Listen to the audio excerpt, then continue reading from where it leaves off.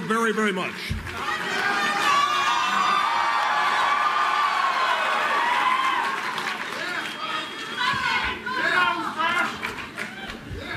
Thank you all. I can't tell you how wonderful that makes me feel. It happens everywhere I go, but it's still special here.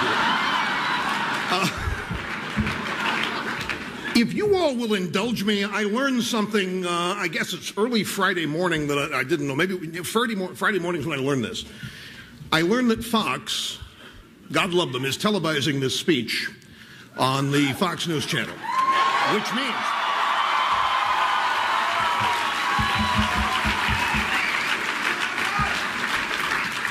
which means, ladies and gentlemen, this is my first ever address to the nation.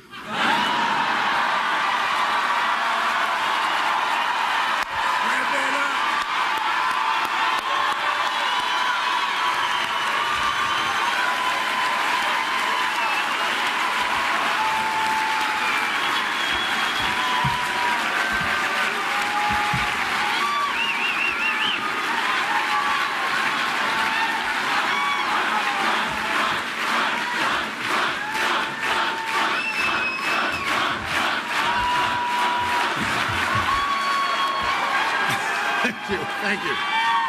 Now,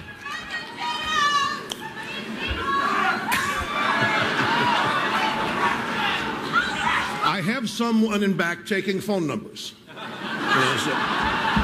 In fact, I would like to introduce to you my security chief, man who runs all of my security. His name is Joseph Stalin. Joseph, would you please...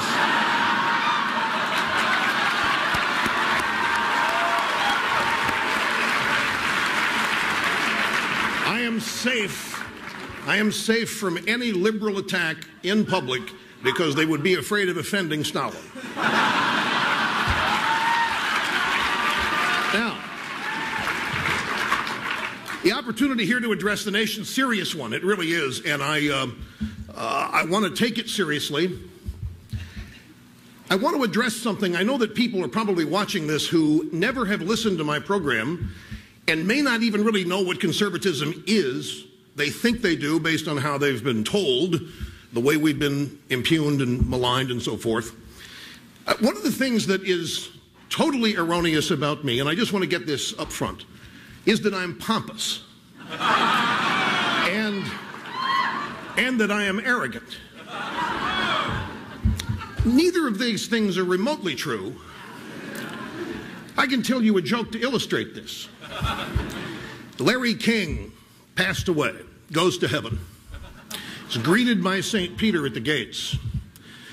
St. Peter says, "Welcome, Mr. King. It's great to have you here. I want to show you around, give you an idea of what's here. Maybe you can pick a place that you'd like to reside." King says, "I just have one question. Is Rush Limbaugh here?"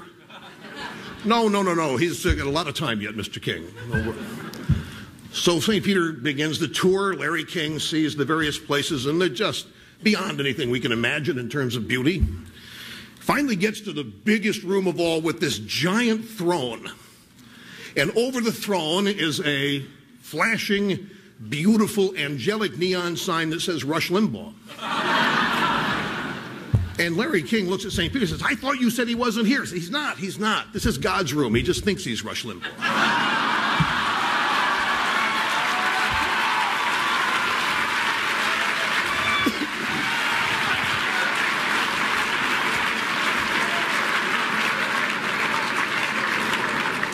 So you see, I'm not pompous. Now, seriously, for those of you watching on C-SPAN as well and on Fox, I want to tell you who we all are in this room. I want to tell you who conservatives are. We conservatives have not done a good enough job of just laying out basically who we are because we make the mistake of assuming that people know. Well, what they know is largely incorrect based on the way we are portrayed in pop culture, in the drive-by media, by the Democrat Party. Let me tell you who we conservatives are. We love people.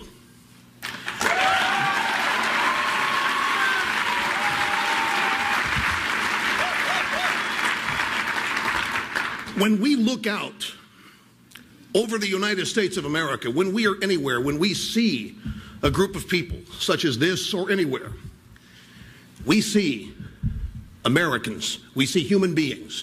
We don't see groups, we don't see victims, we don't see people we want to exploit. What we see is potential. We do not look out across the country and see the average American, the person that makes this country work. We do not see that person with contempt. We don't think that person doesn't have what it takes. We believe that person can be the best he or she wants to be if certain things are just removed from their path, like onerous taxes, regulations, and too much government.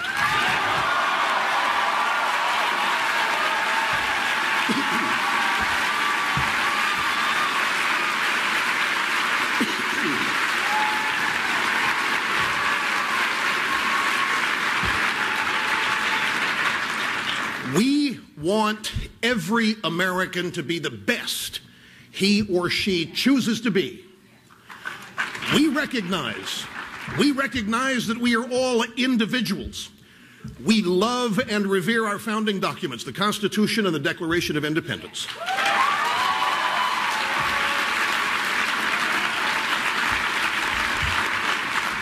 We believe that the preamble of the Constitution contains an inarguable truth, that we are all endowed by our Creator with certain inalienable rights, among them life. Yeah.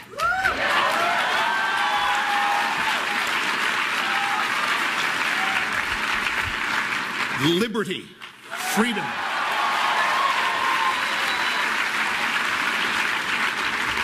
and the pursuit of happiness. Now, those of you watching at home may wonder why this is being applauded. We conservatives think all three are under assault.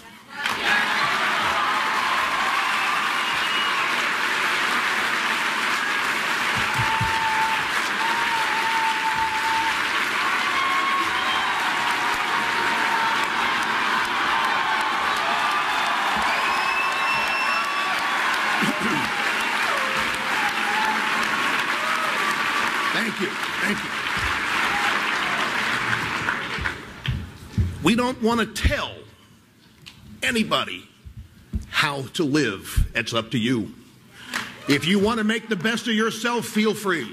If you want to ruin your life, we'll try to stop and make it but it's a waste. We look over the country as it is today, we see so much waste. Human potential that's been destroyed by 50 years of a welfare state, by a failed war on poverty that has destroyed.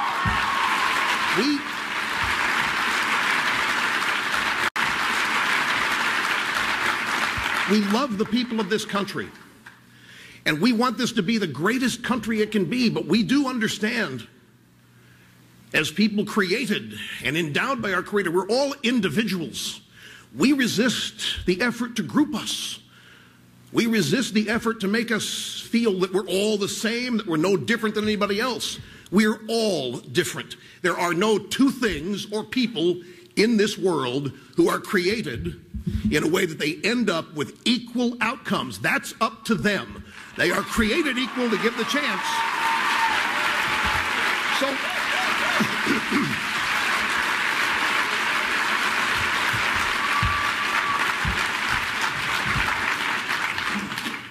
we don't hate anybody. We don't. I mean, the racism in this country, if you ask me, and I know many people in this audience, let me just deal with this head on. You know what the cliche is of a conservative: racist, sexist, bigot, homophobe. Excuse me, ladies and gentlemen of America, but if you were paying attention, I know you were, the racism in our culture was exclusively and fully on display in the Democrat primary last year.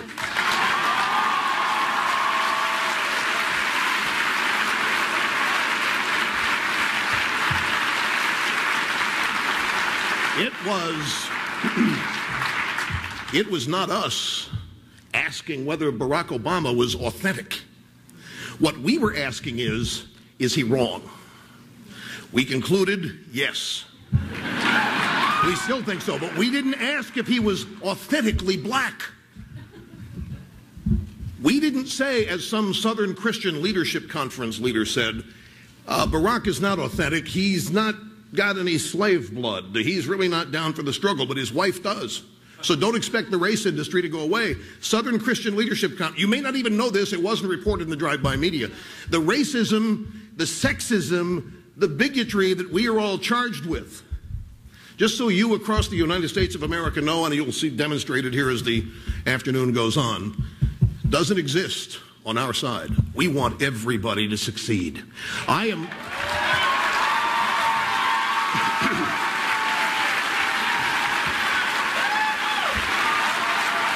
You know why? You know why?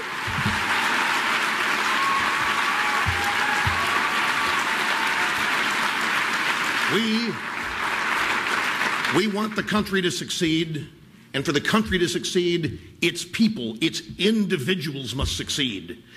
Everyone among us must be pursuing his ambition or her desire, whatever, with excellence, trying to be the best they can be, not told, as they are told by the Democrat Party, you really can't do that. You don't have what it takes. Besides, you're a minority or you're a woman and there are too many people that are willing to discriminate against you. You can't get anywhere. You need to depend on us.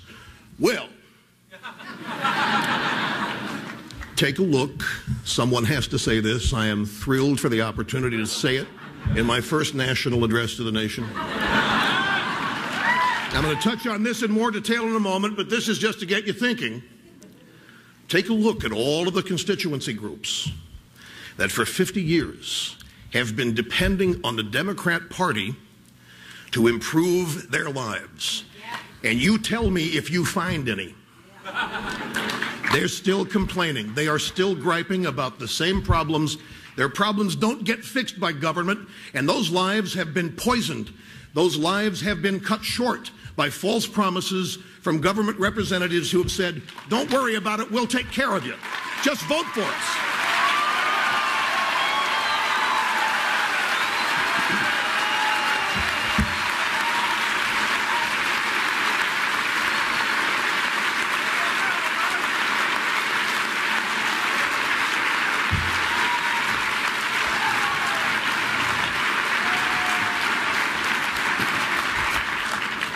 For those of you just tuning in on the Fox News Channel or C-SPAN, I am Rush Limbaugh, and I want everyone in this room and every one of you around the country to succeed. I want anyone who believes in life, liberty, pursuit of happiness to succeed. And I want any force, any person, any element of an overarching big government that would stop your success. I want that organization, that element, or that person to fail. I want you to succeed.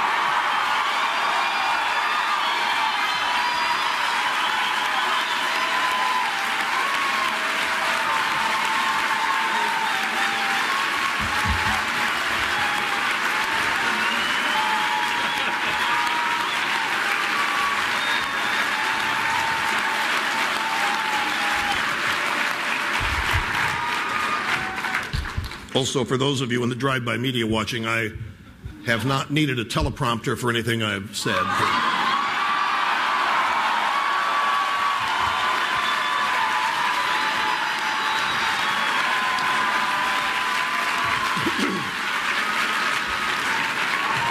And nor do any of us need a teleprompter, because our beliefs are not the result of calculations and contrivances.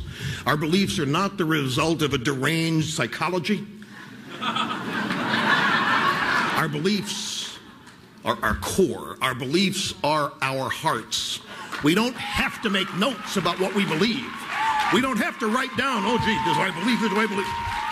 We can tell people what we believe off the top of our heads, and we can do it with passion, and we can do it with clarity, and we can do it persuasively.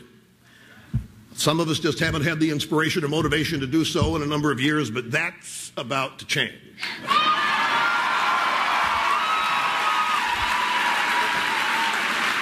For example, we gather here. I talked to David and Lisa in the super exclusive private green room that nobody but about 55 people were allowed into. And they said that there's a sense of liberation here among all of you that are attending CPAC. And I understand what the sense of liberation is about. But don't make the mistake, at the same time of feeling liberated, as thinking we're better and we can do better as a minority. Because we're not a minority, and if you start thinking of yourselves as a minority, you're going to be defensive, and you're going to allow the majority to set the agenda and the premise. You're responding to it. The American people may not all vote the way we would wish them to, but more Americans than you know live their lives as conservatives in one degree or another. And they are waiting for leadership. We need conservative leadership. We can take this country back. All we need is to nominate the right candidate. It's no more complicated than that. People are...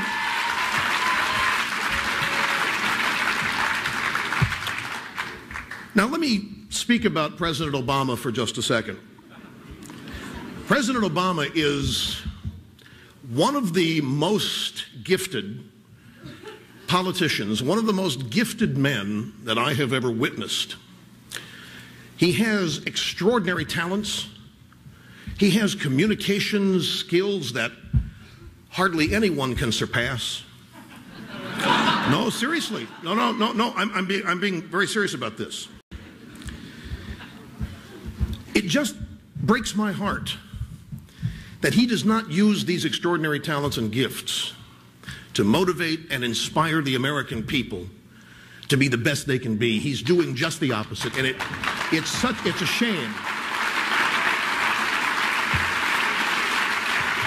President Obama has the ability, to inspire excellence in people's pursuits. He has the ability to do all this, yet he pursues a path, seeks a path that punishes achievement, that punishes earners, that punishes, and he speaks negatively of the country. Ronald Reagan used to speak of a shining city on a hill. Barack Obama portrays America as a soup kitchen and some dark night in a corner of America that's very obscure. He constantly is telling the American people that bad times are ahead, worse times are ahead. And it's troubling, because this is the United States of America. Anybody ever ask, I'm in awe of our country, and I asked this question a lot as I got older. We're less than 300 years old. We're younger than nations that have been on this planet for thousands of years. We, nevertheless, in less than 300 years, and by the way, we're no different as human beings than any others around the world. Our DNA is no different. We're not better just because we're born in America. There's nothing that sets us apart. How did this happen? How did the United States of America become the world's lone superpower, the world's economic engine, the most prosperous opportunity for an advanced lifestyle that humanity has ever known? How did this happen? And why, pray tell, does the President of the United States want to destroy it? It saddens me.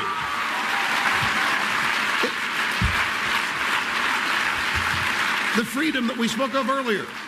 It's the freedom, it's the ambition, it's the desire, the wherewithal, the passions that people have that gave us the great entrepreneurial advances, the great inventions, the greatest food production, the human lifestyle advances in this country. Why shouldn't that be rewarded? Why is that now the focus of punishment? Why is that now the focus of blame?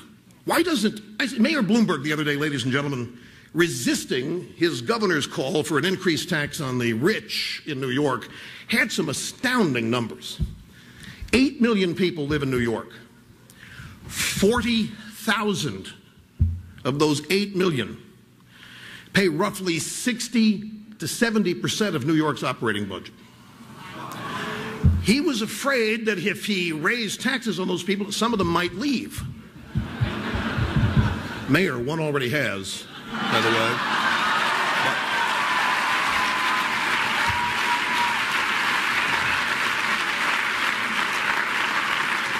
Stop and think of this, though. Stop and think of this. 40,000 people out of 8 million. He's right. If 10,000 of them leave, or 5,000, they've got a huge problem. Because New York has its own welfare state inside the one the federal government's created. They've got a dependency class that has grown up and been educated. Their entitlement is to be fed and taken care of by these evil, mean people who have more than they do. If New York City, New York State, or Washington, D.C. were a business, these 40,000 people would be taken on golf tournament trips to Los Angeles, and they would be wined and dined, and they would be thanked, and they would be encouraged to keep it up. They wouldn't be told they're the problem. They wouldn't be told, except there's, you know, I pride my accuracy rating. There is one other business where the customer is always wrong, and that's the media. Sorry about it. Well, it's true, it's true. Well, have you ever called them to complain about whatever they do? They say, yes, sir, 3 bags full. They hang up and say, you're too stupid to know how they're doing what they're doing. You can't get it. You are not sophisticated enough. So that's another business where the customer is always wrong. But seriously, the people who have achieved great things, most of it is not inherited. Most wealth in this country is the result of entrepreneurial, just plain old hard work. There's no reason to punish it. There's no reason to raise taxes on these people. Barack Obama, the Democrat Party, have one responsibility, and that's to respect the oath they gave to protect, defend, and follow the U.S. Constitution. They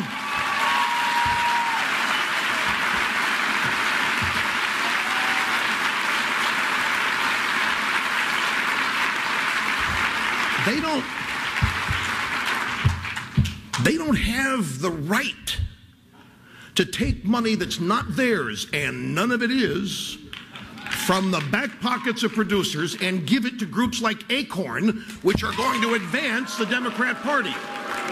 If anybody but government were doing this, it would be a crime. And many of us think it's bordering on that as it exists now.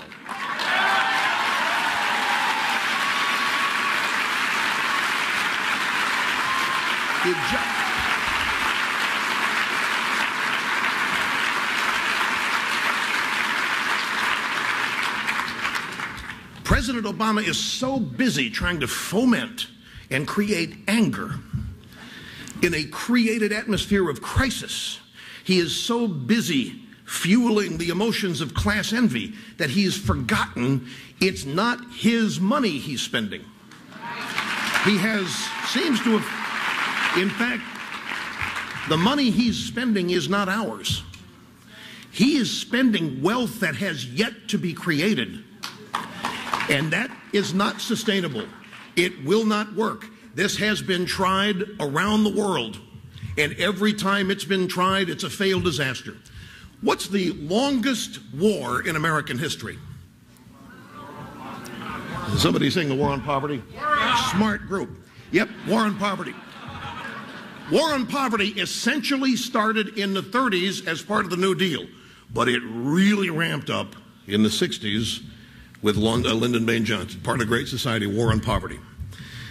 We have transferred something like 10 trillion, maybe close to 11 trillion, from producers and earners to non-producers and earners since 1965.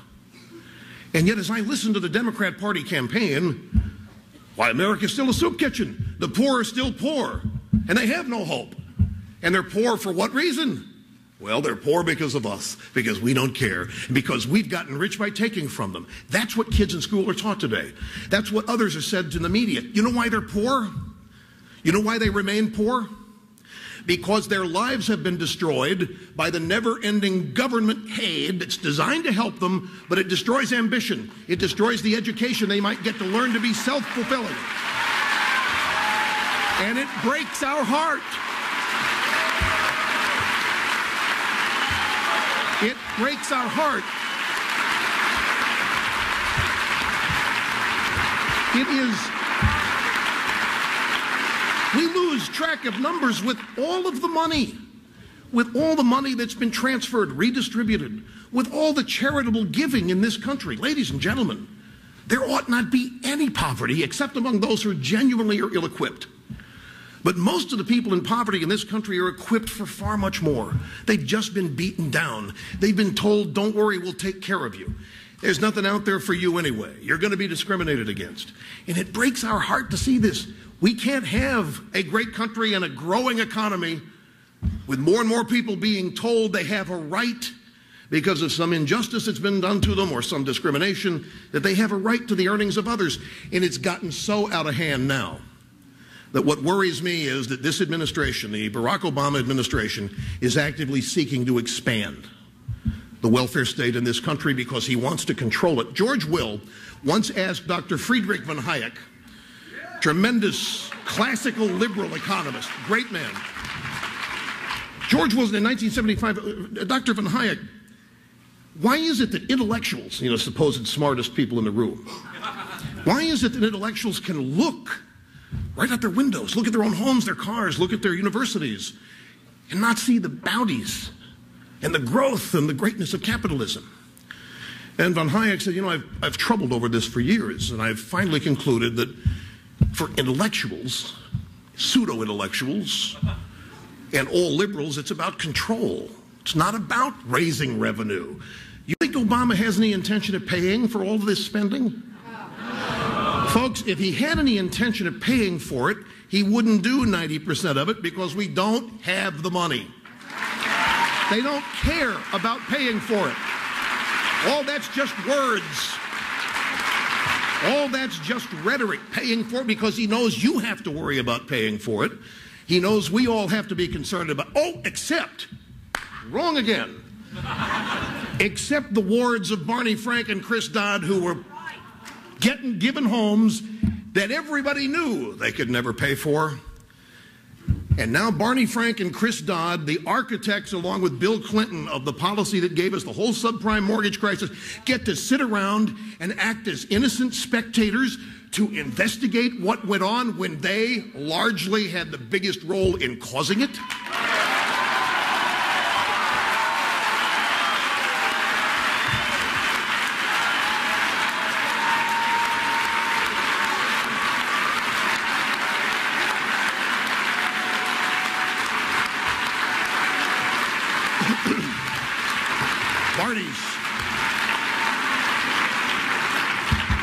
Congressman Frank's definition of affordable housing is you get a house that you don't have to pay for, that everybody else in the neighborhood will pay for.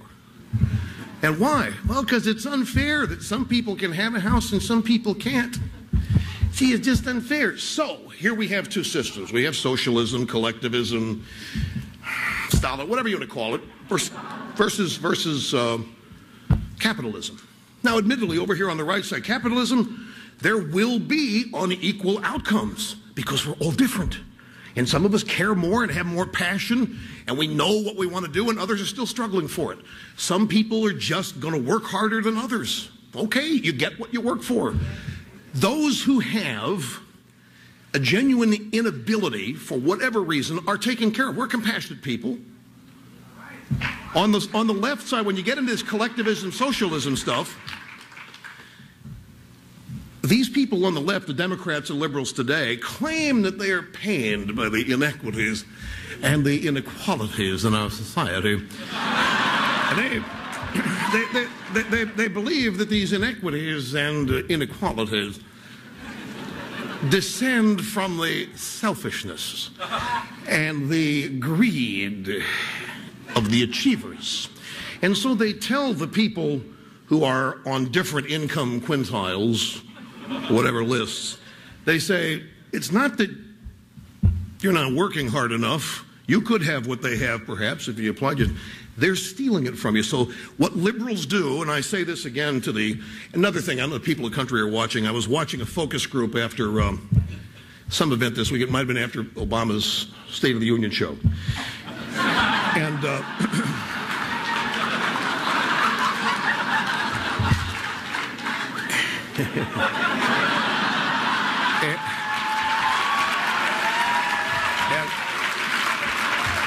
and they had, it was a typical, drive-by media focus group. They round up losers who hear Obama speak and think that the next day their gas tanks are going to get filled up. They're going to get a new house, a new kitchen, a new car. So this one guy said, "Oh, it was some guy responding to Bobby Jindal. Oh, by the way, did you hear about Joe Biden? Joe Biden was mystified how Bobby Jindal got his shift off at 7-Eleven that night to make the speech." Okay, wait a minute. All right, time out. Suspend speech for explanation. People watching at home. See, I'm glad this happened. You think I just made a joke, an ethnic joke about Bobby Jindal, don't you? I didn't. I made a joke about the bigotry of the Vice President of the United States, Joe Biden.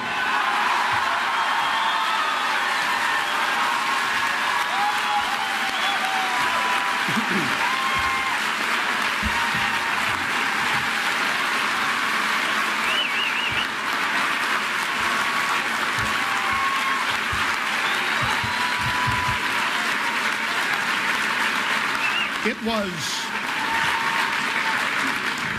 Joe Biden, while walking through the train station he knows so well because he's such a real guy,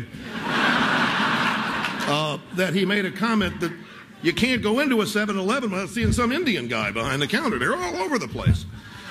Now, let a conservative say something like that, and he's brought up before a John Conyers committee with Pat Leahy wanting at you next. Okay, many of you think I lose my places in these speeches when I interrupt for this, but I'm not. By the way, what time is it? Okay, we have plenty of time.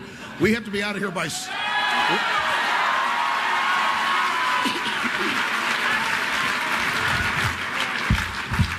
We have to be out of here by 6, otherwise there's... All right, okay.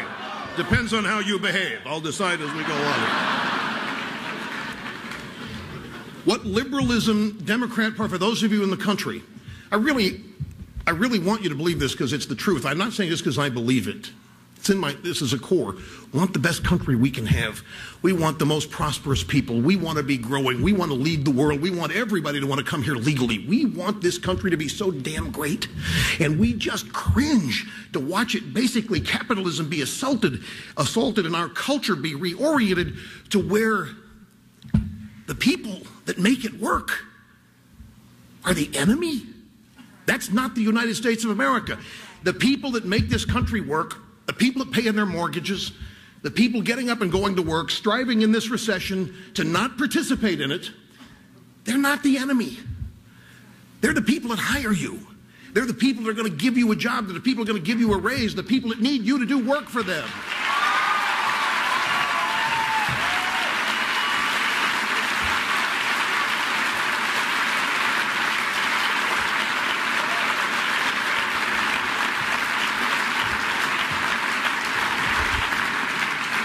President Obama, and take your pick of any Democrat, love to say, we've tried it your way, meaning Reaganism. We've tried it your way. We tried it your way in the 80s, it didn't work. We tried it your way last 8 years, it didn't work. Excuse me. Excuse me. Have you ever noticed, those of you watching around the world in my first international address to the world, Fox is on some international satellites. They're watching this in the UK right now going, you ever wonder when Obama talks about past economies, he somehow always leaves out the recession of the 80s was worse than this one. Why does he leave it out? Because, you know why he leaves it out? America leaves it out because we got out of that recession with tax cuts. Thank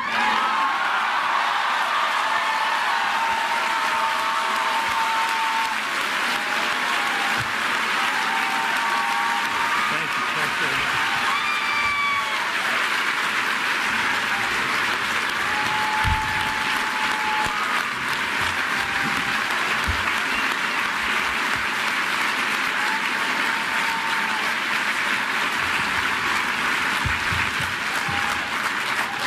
For those of you watching at home, I'm not nervous. It's just really hot in here. These people are wired.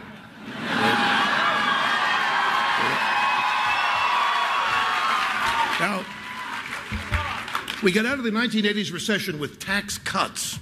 Do you know that President Obama, in 6 weeks of his administration, has proposed more spending than from the founding of the country to his inauguration? This is not prosperity.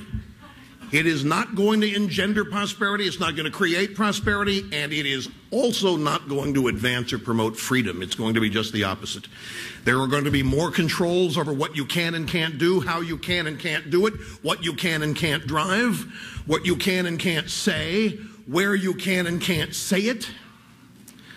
All of these things are coming down the pike, because it's not about revenue generation to them, it's about control.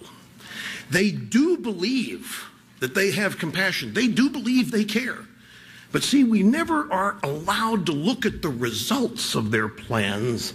We are told we must only look at their good intentions, their big hearts. The fact that they have destroyed poor families by breaking up those families, by offering welfare checks to women to keep having babies, no more father needed, he's out doing something, the government's the father, destroy the family. We're not supposed to analyze that. We're not supposed to talk about that. We're supposed to talk about their good intentions. They destroy people's futures.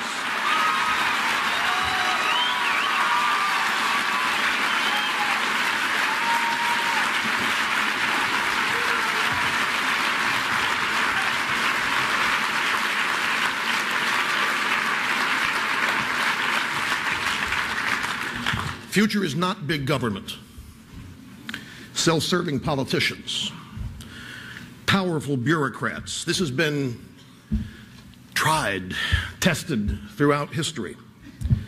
The result has always been disaster.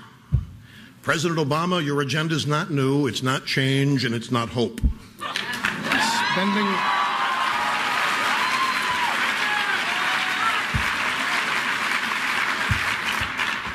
Spending a nation into generational debt is not an act of compassion.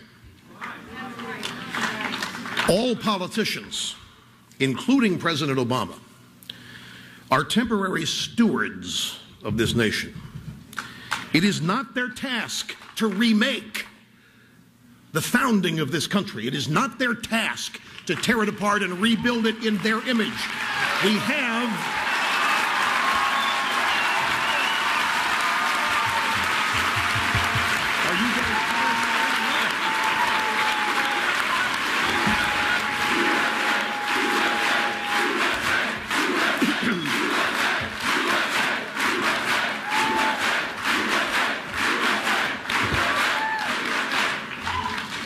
It is not their task, it is not their right to remake this nation to accommodate their psychology. I sometimes wonder if liberalism is not just a psychosis or a psychology, not an ideology.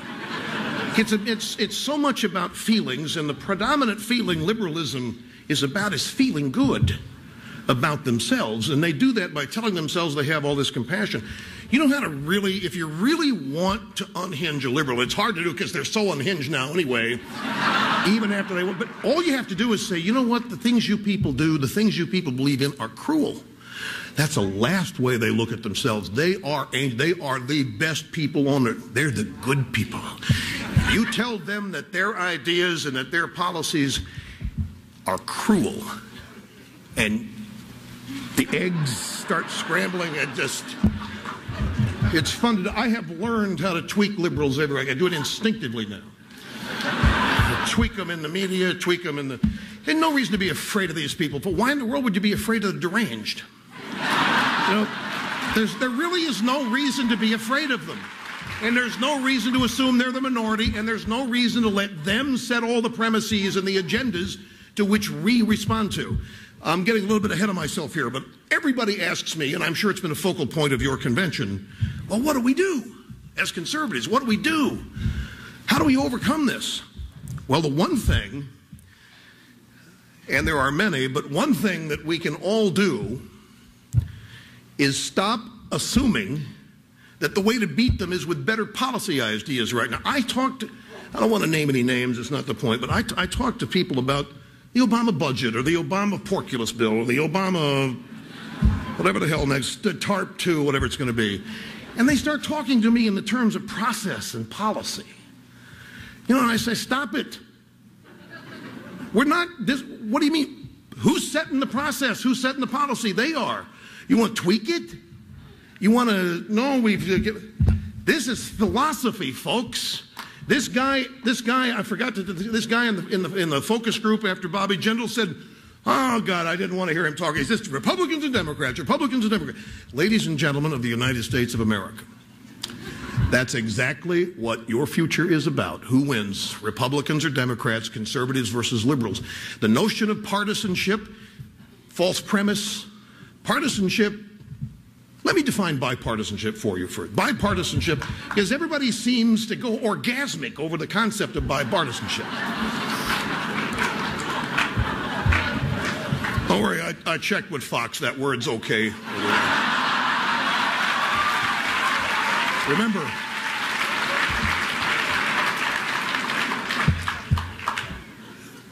they covered the Lewinsky thing, so that's my opinion.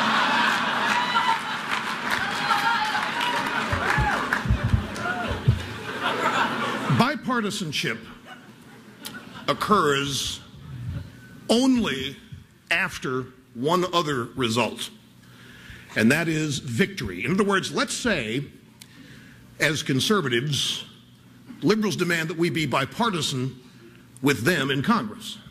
What they mean is we check our core principles at the door, come in, let them run the show, and then agree with them. That's bipartisanship to them.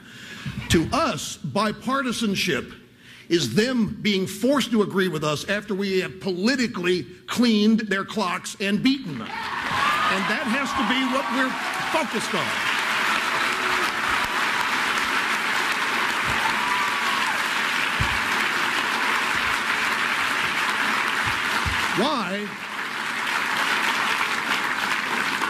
Why would any of us in this room who hold the core beliefs we believe, somebody tell me, where is the compromise on all of this spending?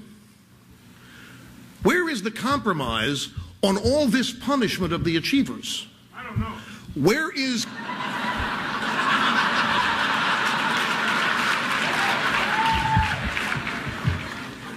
Where is the compromise between good and evil? Should Jesus have cut a different deal? Well, no, seriously, from a standpoint of what we have to do, folks, this is not about taking a policy or a process that the Democrats have put forward and fighting over it around the edges. If we're going to convince the minds and hearts of the American people that what's about to happen to them is as disastrous as anything in their lives in peacetime, we're going to have to discuss philosophy with it. We are going to have to talk about principle. because our principles are not present in what's happening here. So where the hell do we go to compromise what we believe in when our principles are not there? Principles are just the opposite of what is happening. The American people, it's a tough challenge. I admit it's a tough challenge, but it's worth it. It's worth it. The way I just defined bipartisanship, you could turn it around. And liberals will define bipartisanship when we surrender and say, okay, we give. We're not quitting. We are not giving up. There is country's too important.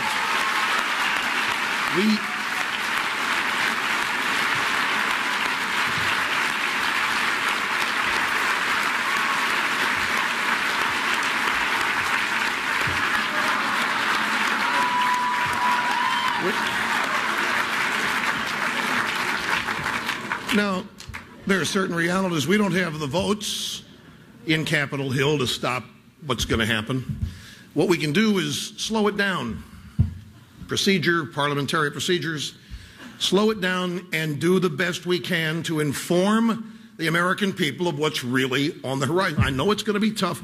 At some point, I don't think it can happen even right now. I mean, this is still a honeymoon period, and there's a lot of devotion to the Obama administration. It has nothing to do with intellect or thinking.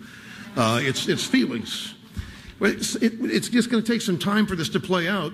But I spoke to David Keene, interviewing him for my newsletter. I asked him about this, and he said they're going to overreach. Wouldn't you say they have? I mean, they're going to overreach. At some point, people are going to realize none of this is possible. You can't have people living in homes they don't pay for. You can't have people driving cars they don't pay for. I mean, you can for a while, but after a while, the people paying for it are like, screw this. We're not putting up with it.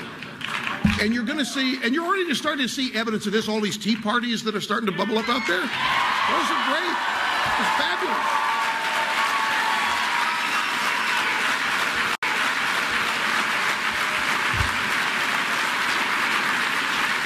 Here's the big question.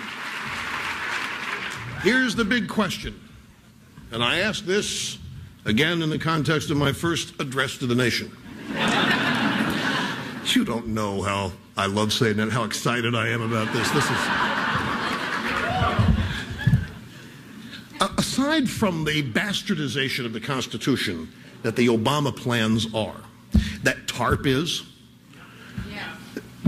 it's not constitutional. Aside from that, where's the evidence that the people authoring all this have ever succeeded in any similar plans before?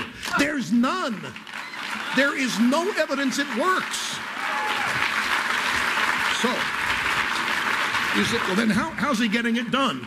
Dumb down public education, dumb down public emotions, and the ongoing, this is why I think it's such a waste for a man as gifted as President Obama with the communication skills. Do you know what? He could wipe out the Republican Party. He could wipe out the Republican Party if he would inspire this country to be the best it could be. But we don't have to worry about that because that's not what he wants. He wants people in fear, angst, and crisis, fearing the worst each and every day because that clears the decks for President Obama and his pals to come in with the answers, which are abject failures historically shown and demonstrated. Doesn't matter. They'll have control of it when it's all over. And that's what they want because they think they can do it better. They see these inequalities, these inequities that capitalism produces. How do they try to fix it? Do they try to elevate those at the bottom? No, they try to tear down the people at the top. It's not fair you're up there, so they whack you. That's not what made the country great. And no evidence of it is in play here. John Kerry.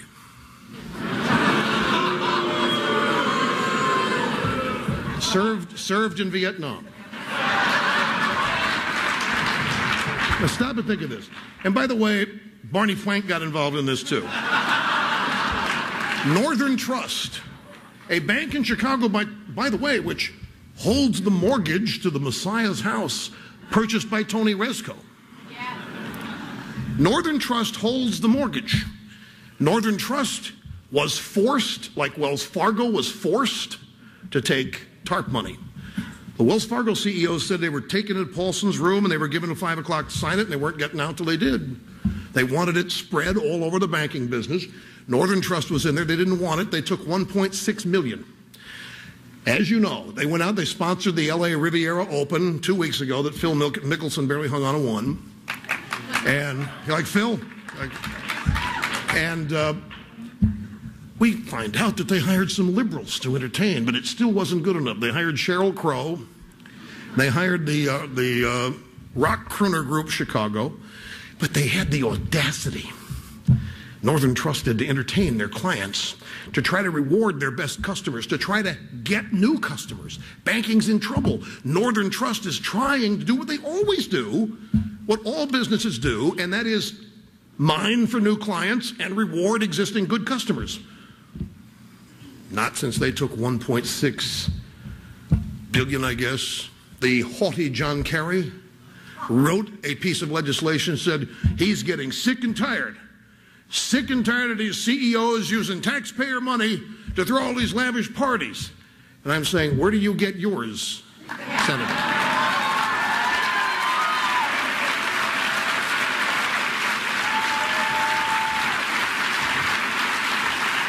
Now,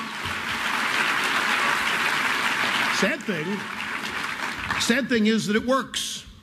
They've created class envy in so many average Americans that they love hearing that. Yeah, you get even with those bank guys. How's it going to improve here? Let me ask you a question, those of you watching on my first national address. Take the favorite villain you've got. Maybe it's John Thane at Merrill Lynch because he used his own money, his company's own money, to redecorate a bathroom in an office for $1.2 million. By the way, to do that, he had to hire a contractor. They got paid. He had to hire a designer, had to buy furniture. That's called stimulus. And he did it. But all of a sudden, John Thane's thrown out. John Thane's humiliated. John Thane's embarrassed. How dare he? He did this a year before they took TARP money. And all these congressmen are standing up saying, this is not going to happen. We are not going to watch these people capping executive pay while Obama tries to live like one. You know, he's trying to emulate the lifestyle he is attacking. That's what liberals do. The two sets of rules, one for them, one for everybody else. But it's coming. If you think that John Thane or the Northern Trust CEO, if you love them getting attacked, if you love them being ripped, ask yourself the next day, do you have any more money in your pocket? Is your life any better because that guy got taken out or taken down by some haughty senator from Massachusetts? And if you ask yourself this, you will realize your life is no better off, that the Democrats and Obama are asking you to feel better simply on the basis that they're going to get revenge for you. But your life isn't going to improve. Somebody else's is just going to be destroyed. And they want you to be happy over that. That's sick. And that is not the United States of America. Movement, as it were. We, ladies and gentlemen, have challenges that are part and parcel of a movement that feels it has just suffered a humiliating defeat when it's not humiliating. This wasn't a landslide victory, 52 to what, 46? 58 million people voted against Obama. There would have been more if we'd have had a conservative nominee. But no. I don't mean that. I mean that in an instructive way, as a lead-in to what I'm talking about here. There's no humiliating defeat here. I can't tell you, sometimes I get livid and angry. We do have an organizational problem. We have a challenge. We've got factions now within our own movement seeking power to dominate it, and worst of all, to redefine it. Well, the Constitution doesn't need to be redefined, conservative intellectuals. The Declaration of Independence does not need to be redefined, and neither does conservatism. Conservatism is what it is, and it is forever. It's not something you can bend and shape and flake and form.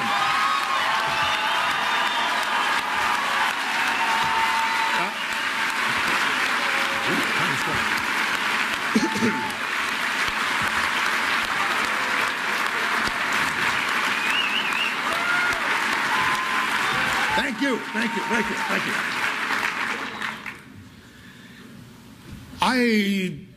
For the purposes of this occasion, I'm not going to mention any names. I bet with you I won't have to. People watching my first address to the nation might be curious what I'm talking about. They will find out in due course. Just trust me on this. I cringed. It might have been 2007, late 2007, or sometime during 2008. But a couple of prominent conservative, but Beltway establishment media types began to write on the concept that the era of Reagan is over. Now, and that we needed to adapt our appeal, because after all, what's important in politics is winning elections. And so we have to understand that the American people, they want big government. We just have to find a way to tell them we're no longer opposed to that. And we will come up with our own version of it that is wiser and smarter, but we've got to go get the Walmart voter, and we've got to get the Hispanic voter, and we've got to get the recalcitrant independent women. And I'm listening to this, and I am just apoplectic. The era of Reagan is over. When the hell do you ever hear a Democrat say the era of FDR is over? You never hear it. Not only that, the President of the United States today, alternate days, thinks he's FDR, thinks he's Abraham Lincoln, and sometimes, like Tuesday night, thinks he's Ronald Reagan. We have, our own movement has members trying to throw Reagan out, while the Democrats know they can't accomplish what they want unless they appeal to Reagan voters. We have got to stamp this out within this movement, because it will tear us apart and will guarantee we lose elections. We have to.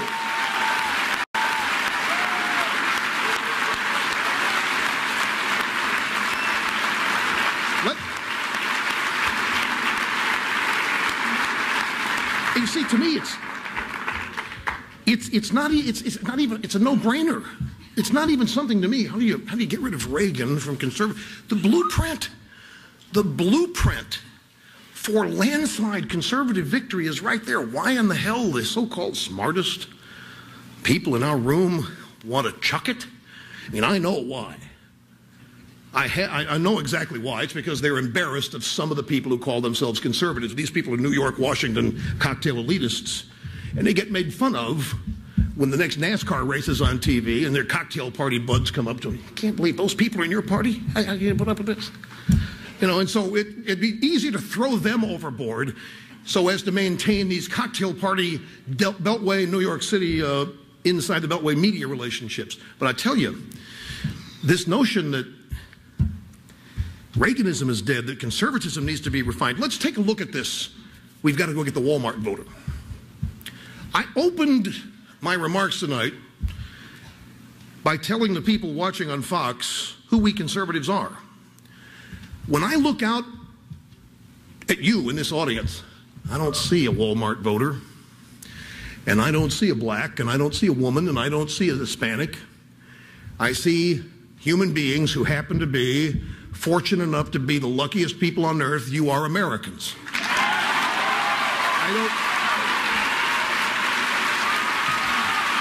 Conservatism.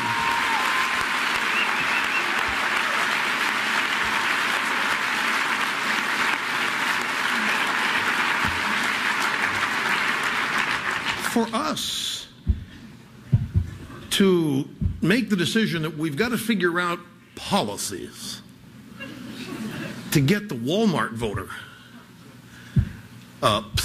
we've got most of them already, is the bottom line.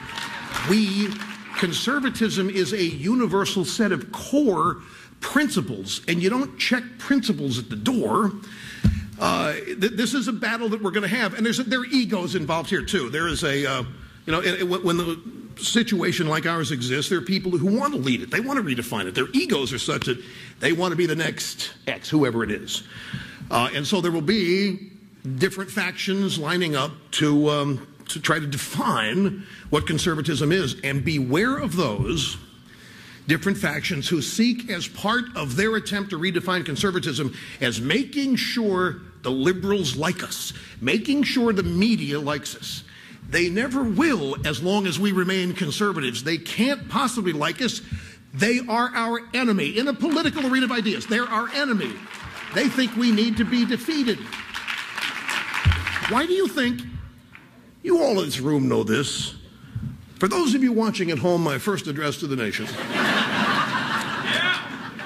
I'm sure you paid close enough that you knew that at one time Senator McCain was the favorite Republican of all the cable news networks and the Sunday shows.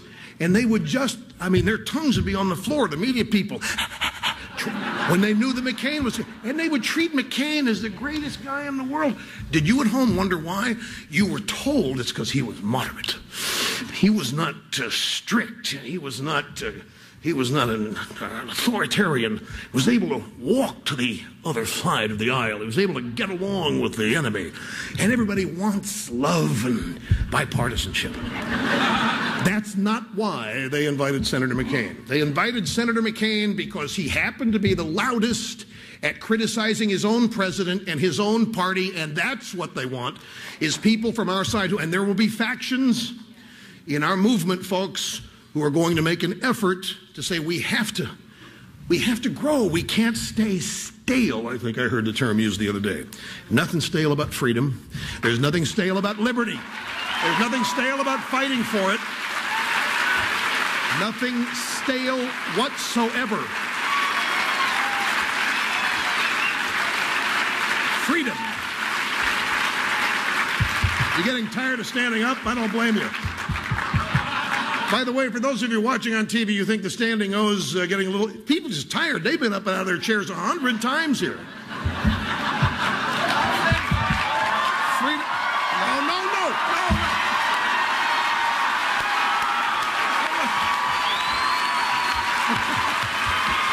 Give it up.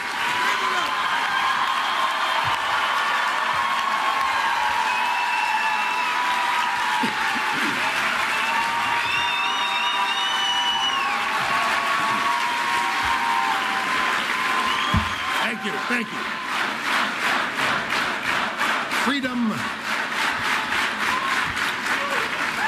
Freedom is the natural yearning of the human spirit as we were endowed by our Creator.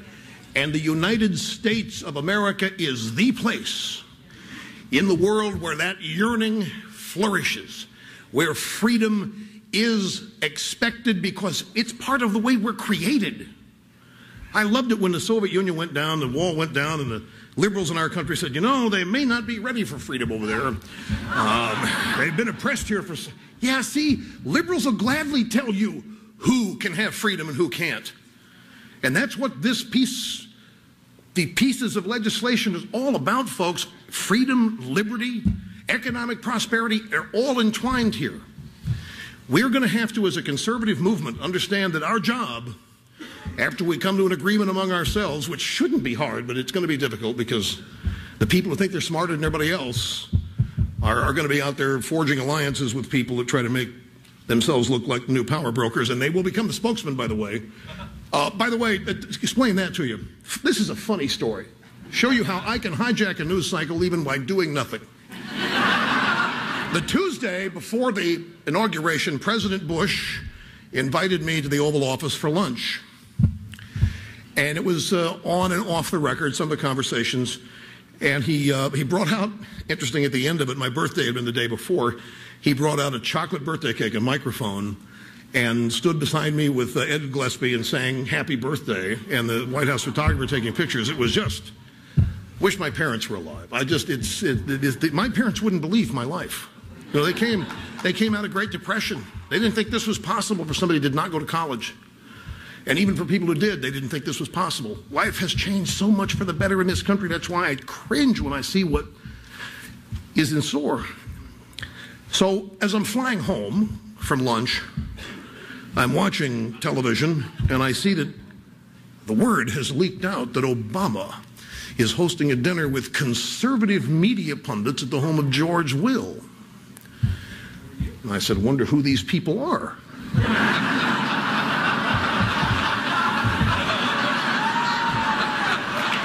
they're in the media. One of them is going to have to leak it. Sure as heck, one did. Now, we all know who were there. They were, and let's see, I can't remember all the names, so I want to mention any. But let me tell you what Obama's purpose. Does anybody really think that Barack Obama had dinner with a bunch of conservatives hoping they would change his mind? Hell no. His purpose, and his purpose really wasn't to change theirs. His purpose was to anoint them as conservative spokesmen. These are the people that Obama's willing to break bread with. These happen, some of the people there happen to be the people who think the era of Reagan is over, who believe that conservatism needs to be redefined. Of course Obama would try to lure them in. Well, all of a sudden, I get home about 5 o'clock, and my email is jammed with questions from reporters. Is that why you took the day off today? Is that why you're not on the air? Is that why are you going to dinner with Obama? By the way, I left out a crucial part of the story. I had, was this a Monday, Kit? This was a Monday. Or, no, it was a Tuesday. And I had forgotten to tell my audience I was going to miss the next day. And I signed off my show saying, I'll see you tomorrow. And that's the last thing I said. And my staff reminded me, no, you're not going to be here tomorrow. Oh, I came up with the plan that the guest host the next day would say I was called out of town to Washington at midnight the night before. So just an innocent little trick on the radio audience. Everybody picked that up and thinks I'm invited to the Obama. So those people that were invited to it got less coverage than I did, and I didn't even know about it. So it was fun.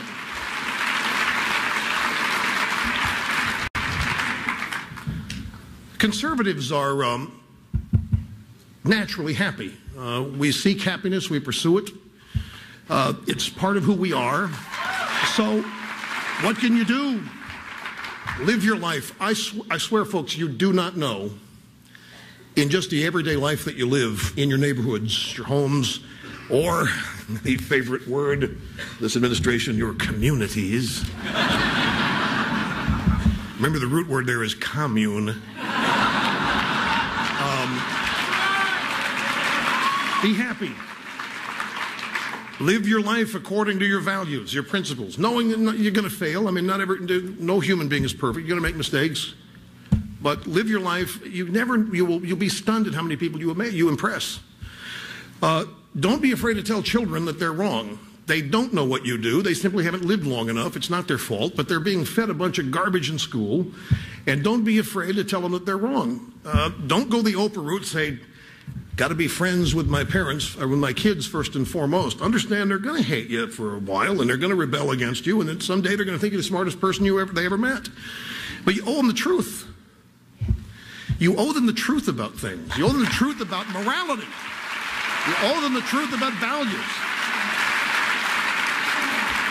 You owe them the truth about politics.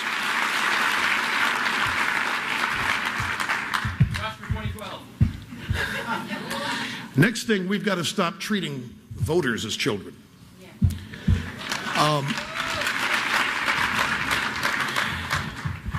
Somebody says they want something that's bad for them. Do you give it to them just to be nice?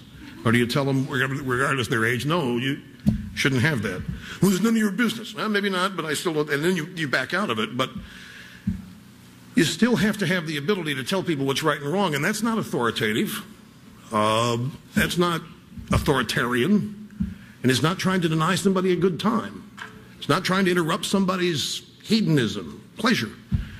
It's about all of us with shared values trying to make sure that people live the highest quality lives they can, but that ultimately it's their decision as to what they do. But the point is, don't treat them like, especially voters, as kids. Just if they say they want it, okay, we'll come up with a plan to give it to you. Have any of you seen the movie? I've never heard of it. But I happened to get it on DVD the other day. Have you ever seen the movie Swing Vote with Kevin Costner? Yeah. Well, now, you know, it's kind of a moronic movie, as most things out of Hollywood are, but this was fascinating in the way, I'll tell you a short story. Because of a voter screw up in New Mexico, there is one voter who is going to elect the president. His vote didn't count because his daughter voted for him. I'm not going to give the whole story away, but Mexico's electoral votes, New Mexico's electoral votes determine. And they have a 2-week period before this guy can vote again. So the challenger and the president both relocate to where this guy lives in New Mexico, and they end up like the Democrat, played by Dennis Hopper, stands for anti-abortion. The Democrat candidate comes out with a commercial for life. The Republican candidate comes because this guy is an idiot and doesn't know what he believes, and every utterance that he makes, these politicians react to it, throwing their principles on the floor just to get his vote. Sadly, this is what some of the conservative intellectuals in our movement want to do, essentially, and that we cannot do. We've got to stand for what we believe and treat people as adults and understand they can learn. It's called optimism.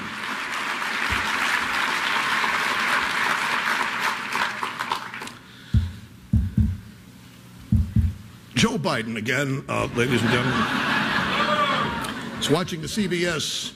When did you start here? Thursday? You might have seen this. The days run together. It might have been Wednesday, but Biden was on the CBS early show. And he was asked, they did the anchorette. Sorry, I'm trying to change my ways. I've been doing women's summit programs not to offend women. The anchor, Maggie Rodriguez, when I got some man on the street questions, and one guy, woman, I think, question for Biden: what is in the stimulus package for small business? Well, Biden was clearly stumped because there isn't anything in the stimulus package for small business. So what Biden said, honest to God, what Biden said was, well, if there's a bridge to your small business, we're going to make sure that bridge stays open so that you can get to your small business and your customers can get. Honest. I kid you not.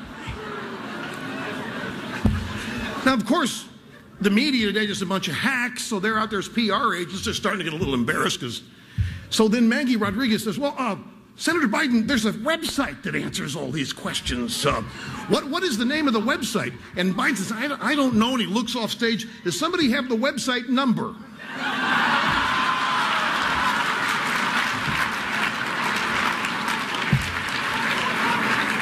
I realize those of you watching at home during my first address to the nation, you have never heard liberal Democrats be made fun of in this way.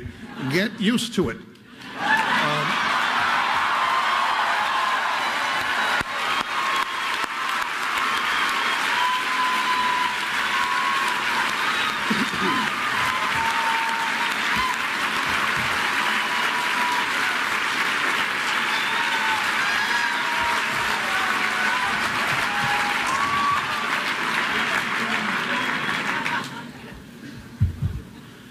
Two other things, and then we'll get out of here contractually overtime.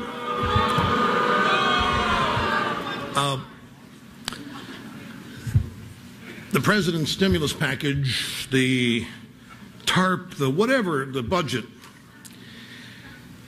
relies on one thing for its success. Well, aside from authoritarian government power, it relies on the complacency of the American people.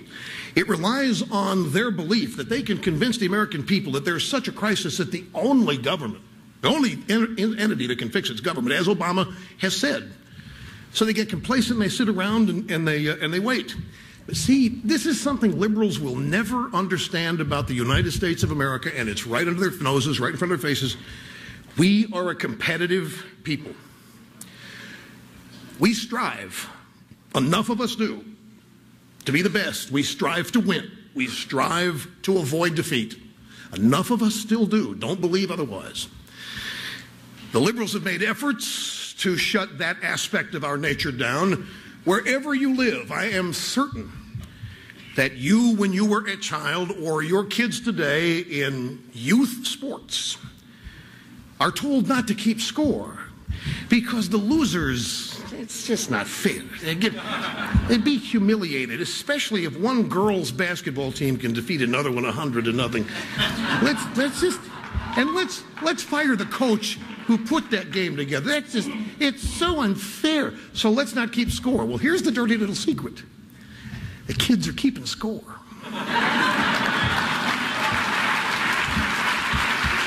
You know they are. They don't want to lose. They know what winning and losing is. They're saying to themselves, well, why go out there and put on the pads and play football or t-ball if the objective here is to not keep score? Why? So they're keeping score, and they get in the car with mom and dad, and they tell mom and dad, yeah, we kicked their butts tonight. Wait a minute, I thought you weren't keeping score. Well, they weren't officially, but they keep score. We are a competitive people. Adults are doing the same thing. It didn't take long for people to get fired up when they figured out that they're going to be paying mortgages for people who should never have been lent money in the first place for the bogus excuse of maintaining property values in a neighborhood. This is something that, the complacency of the American people is something they're going to rely on, along with their authoritarian efforts to control it. But they will not succeed at this. Because we're not quitters, we don't acquiesce, we're not going to give up the American dream and watch idly while it is restructured and transformed.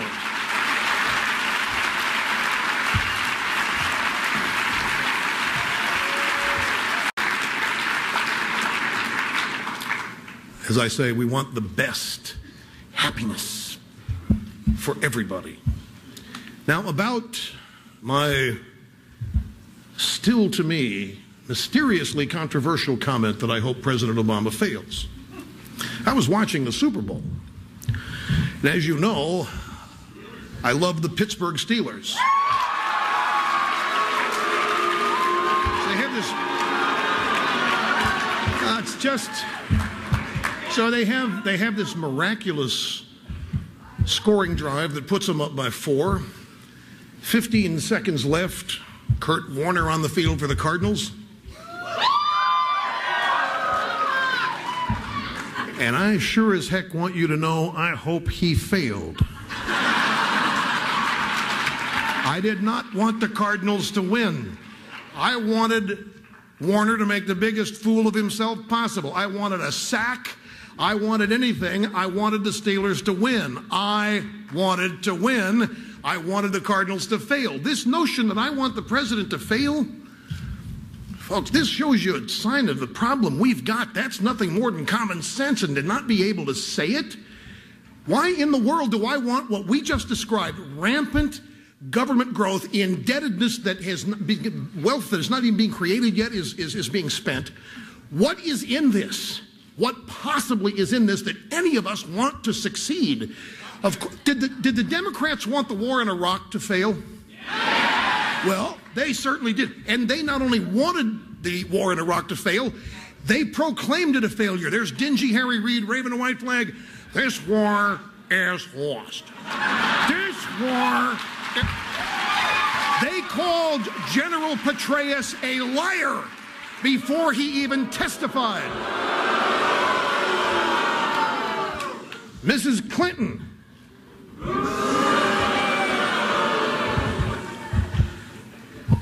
said she had to willingly suspend disbelief or whatever to listen to Petraeus. We're in the process of winning the war. The last thing they wanted was to win. They hoped George Bush failed. So where is it? What is so strange about being honest and saying, I want Barack Obama to fail, if his mission is to restructure and reform this country so that capitalism and individual liberty are not its foundation? Why would I want that to succeed?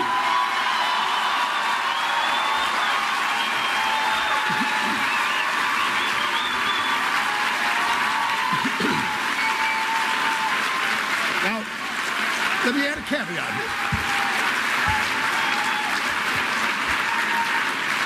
My friends, I know what's going on. I know what's going on. We're in the aspects here of an historic presidency. I know that. But let me be honest again. I got over the historical aspects of this in November. President Obama is our president. President Obama stands for certain things. I don't care. He could be a Martian. He could be from Michigan. I don't know. Just doesn't matter to me what his race is. It doesn't matter. He's liberal is what matters to me. And his articulated plans scare me. Now, I understand, okay, we can't say we want the president to fail. Mr. Limbaugh, that's like saying, this is the voice of the new castrati, by the way, guys that have lost their guts. I want the country to survive as we have known it, as you and I were raised in it, is what I mean. Now, I have been called, and I can take it. Look, pioneers take the arrows. I don't mind what anybody says about me. Anytime, ever. I don't have time for it. I don't give other people the power to offend me. And you shouldn't either. By the wasted time being offended. Don't let... But... I mean, there's some people you can't say that you want the president to fail. Ladies and gentlemen of the United States, the Democrat Party has actively not just sought the failure of Republican presidents and policies, and now wars for the first time. The Democrat Party doesn't stop at failure. Talk to Judge Robert Bork, talk to Justice Clarence Thomas about how they try to destroy lives, reputations, and character. And I'm supposed to say I don't want the president to fail?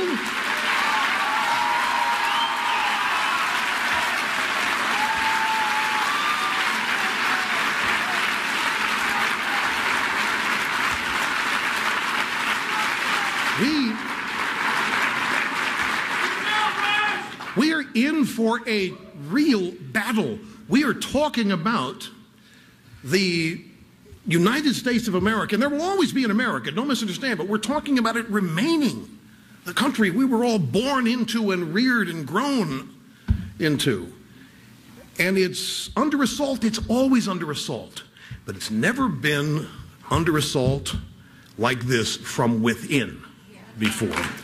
And it's a serious, serious battle. So as you leave here, as you leave here, optimism, confidence, not guilt. It's not worth it. There's nothing to be guilty about. Don't treat people as children. Respect their intelligence. Realize that there's a way to persuade people. Sometimes the worst way is get in their face and point a finger. Set up a set of circumstances where the conclusion's obvious. Let them think they came up with the idea themselves. Then they'll think they're smart, that they figured it out themselves. Who cares how you persuade them? The fact that they can be persuaded is factually correct. It's possible. But the main thing to do here, stop thinking that we are a minority. Stop thinking that it is being in the minority that liberates you. It is your beliefs, it is your core principles, it is your confidence that liberates you. It is not being in the minority. In fact, for those of you watching my first national address, you're still hanging in there. We really not that happy about being a minority, and we're out to change it. Now, so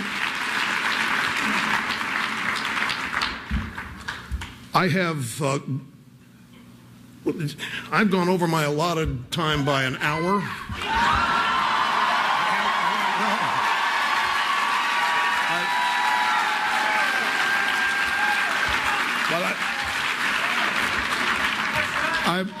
I want to thank all of you so much for everything that you have meant to me and my family. Thank you. In my life. Now wait, see, no, well, I understand it's mutual, and I hear people. You have made my heart grow so much that it barely fits in my chest cavity here tonight. But the things that by virtue of your listening to my radio show and being active in this movement that we all cherish and love, You have meant more to me, my family, and my life than whatever it is I might mean to you, even though I know that's considerable.